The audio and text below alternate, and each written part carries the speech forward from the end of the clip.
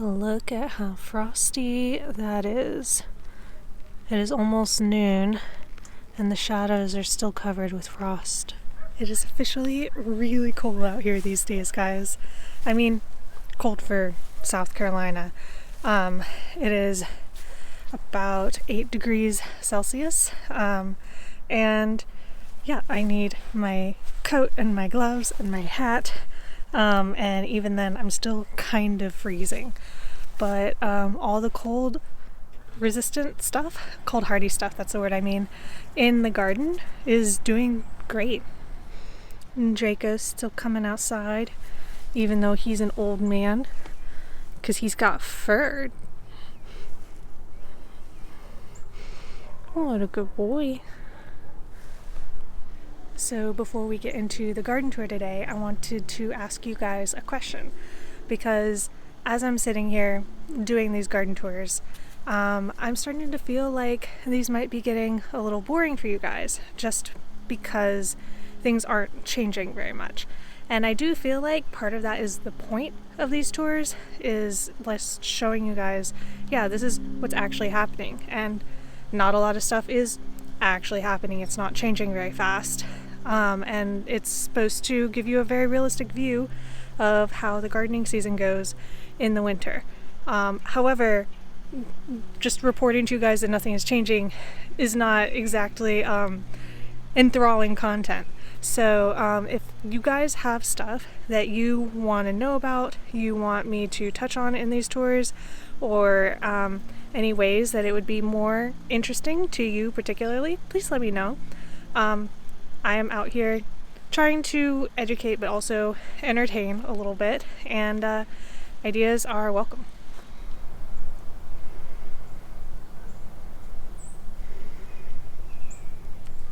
Everything looks much more dead than it is when you see it from far away. I feel like most of what you can see on camera is brown until we get up close, but there's actually a lot of food here, or a lot of potential food, I should say. Fava beans are out here, still green, still growing, not producing any beans yet. And at this point it's so continuously cold that I wouldn't really expect to see them start putting on flowers, and if they did, those flowers would just freeze right off, you know. My broccolis that I've harvested from are making little side shoots, so these are making me just a little bit more food. And if we come down here, we can actually see this one that looks sad for all intents and purposes. I mean, look at the stem.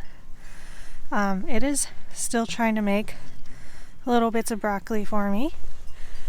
And continuing to surprise me is the calendula, which, oh my goodness, is actually trying to bloom. I was looking online, and a lot of types of calendula, like, they are a little bit frost hardy, but the kind of cold we've had, I really feel like it shouldn't still be alive. So definitely going to try and keep this genetics around. And over here in this sea of weeds, we have dill right here.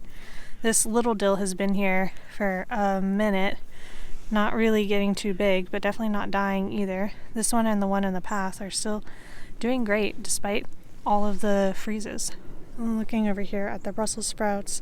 These still look super healthy, but I have not yet harvested anything off of them. You can see the sprouts are starting to really come in now.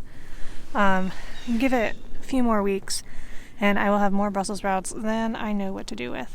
Right here at the edge of the Brussels sprouts is one of those onions that I left in place. You can see how it's split into multiple bulbs now, and these are trying to grow their own greens, although they are definitely struggling with the cold. You can see all of these leaves that have kind of died back and gotten floppy, but the roots, the onions themselves are fine, and I think that is going to make me some really good seeds for next year. I remember this was one of the biggest, nicest onions that I had, which is why I left it here to make seeds for me. Right here, also near the Brussels sprouts, are where I put in some of my own homegrown onion starts. These looks like they all survived. Even, where is it? There it is. This one right here is the tiniest one that I put in, and it is still alive. Oh, although this one next to it looks like something's been digging at it. I bet if I just carefully put that right side up and cover it with dirt, it might do okay, because the bulb still looks okay. Okay, I've done what I can. It is at least sitting upright now with a bunch of stuff holding it up. We'll see how that goes. I did see some squirrels in here the other day. I bet that, especially when it's like little bits like that have been dug up, I bet it's probably squirrels. So also, we did get finally some more rain. We got like not just a little smattering of rain, but an actual good deep rain. It was almost 2 inches over the course of 2 days, which is perfect. And because of that, I see a lot of stuff germinating. And this is baby fava bean. Let's see what else we can find around here. Another baby fava bean right there. Let's see, that is a baby pea. I see lots of weeds. That one is a fava bean. Surely there's more around here. But while we're in the area, I will show you the spinach, how that's doing. Haven't harvested anything from it, but it is actually doing quite well. A couple of things are chewing on it, but it's here. It's alive. There's also all the garlic that I planted a couple weeks ago. I wouldn't really expect to see that start coming up yet. Still would give it just like a couple more weeks at least before I would expect seeing anything come up through on the garlic. We've got a couple more pea sprouts right in here, and right next to them, this is wild onion. This is the time of year for it in my area. And these are really hard to get rid of actually, so this year I'm thinking I might actually try and use them and eat them if they're going to be here. And speaking of edible wild stuff in the garden, there actually is quite a bit here. First and foremost, there are still dandelion greens around. These are great for kind of rounding out salads. The bitterness is not quite so bad in the winter, and even that little bit of bitterness is actually supposed to be good for your digestion. So we've got this edible green growing itself. Right in here, this clover looking thing, that's wood sorrel. That's actually a really nice edible as well. It's kind of lemony almost. I really like that. There's not a lot of it in the winter, but it is still surviving in a lot of places. We've also got the dead nettle around the porch steps. This is supposed to be a medicinal wild edible. I don't know too much about that, but I do know it is edible. So this is just growing itself all around my yard. This right here, this is chickweed. That is also an edible weed that is growing around my garden in the winter. And at the same time as dead nettle, you almost always find henbit around here. They're both very similar looking, especially once the little purple flowers come on. Let's see. This one's got little flecks of purple in it. These almost always are growing at the same time. They're both edible, so even if you get them confused, it doesn't really matter. Now, are they the tastiest edibles I've ever had? No. But they're growing in my garden, and if I'm trying to pull them out anyway, I might as well try and do something with them. And I kind of just like to catalog that information for myself, just in case that is ever useful. I really like to think about all the food that is around me in the world, just as I'm going through, that we didn't even have to work for. Okay, so back to looking at things I actually did plant.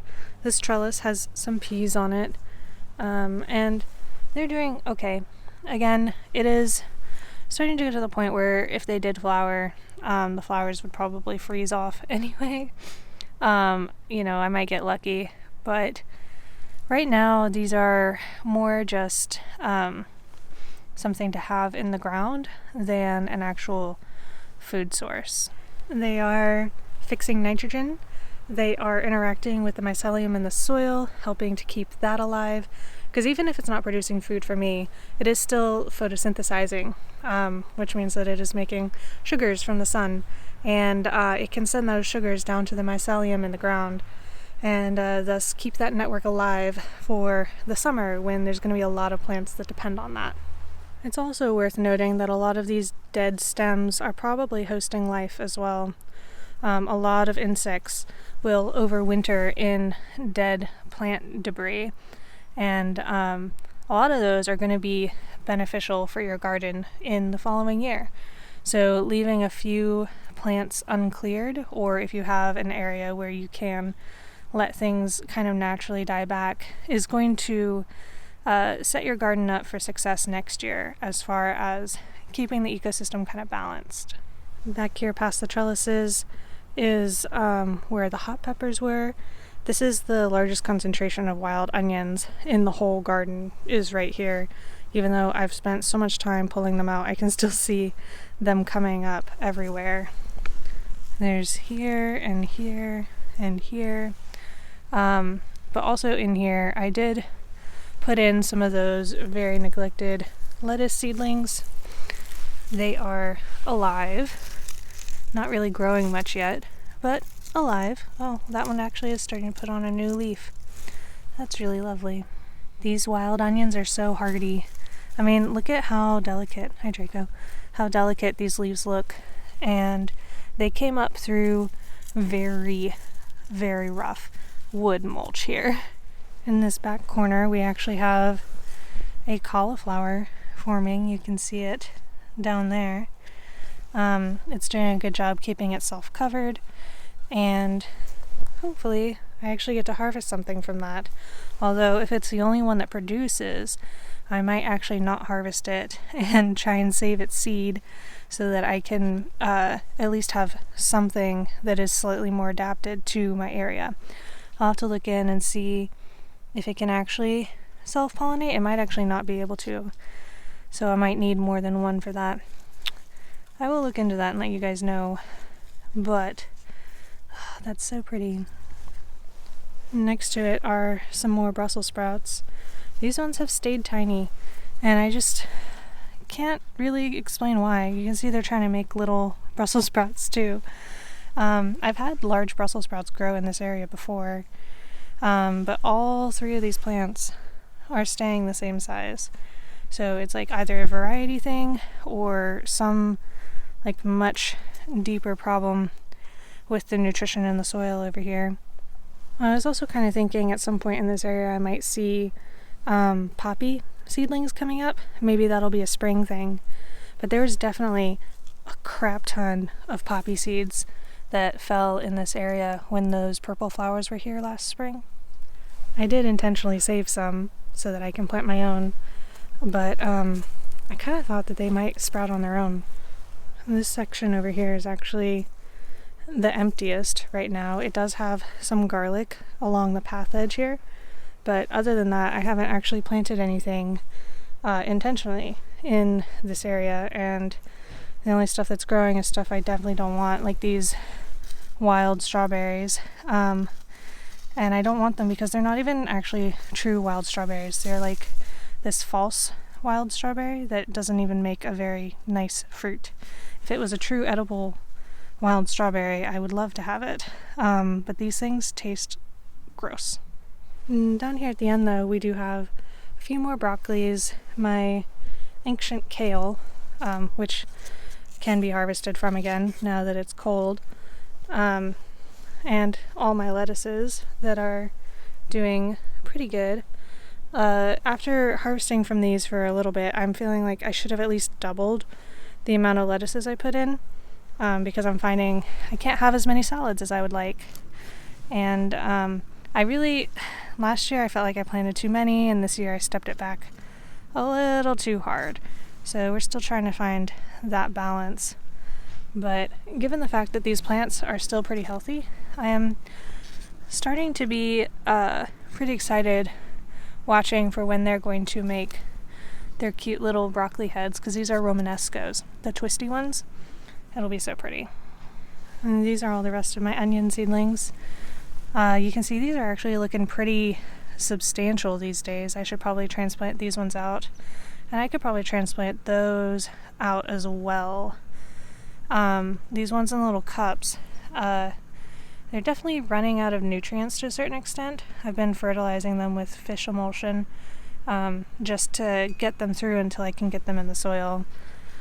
But these ones are looking great. Even though I don't have that many, like this pot probably had like 20 times as many seeds in here.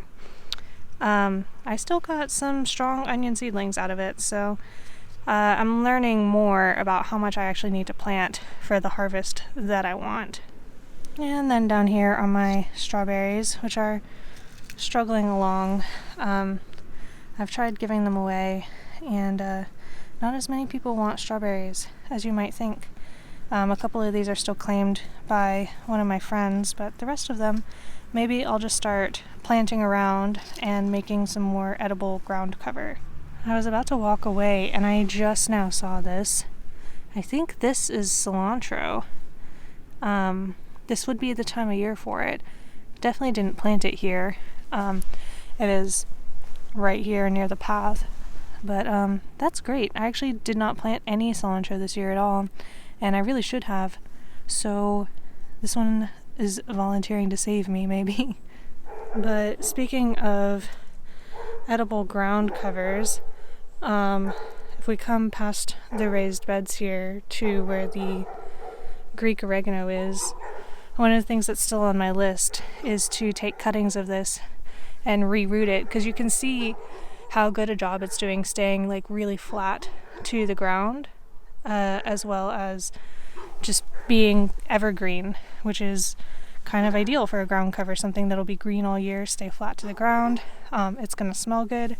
It would be edible. We're going to try that out. I haven't pulled out any more carrots yet, but they're probably getting to the point where they're not going to grow anymore.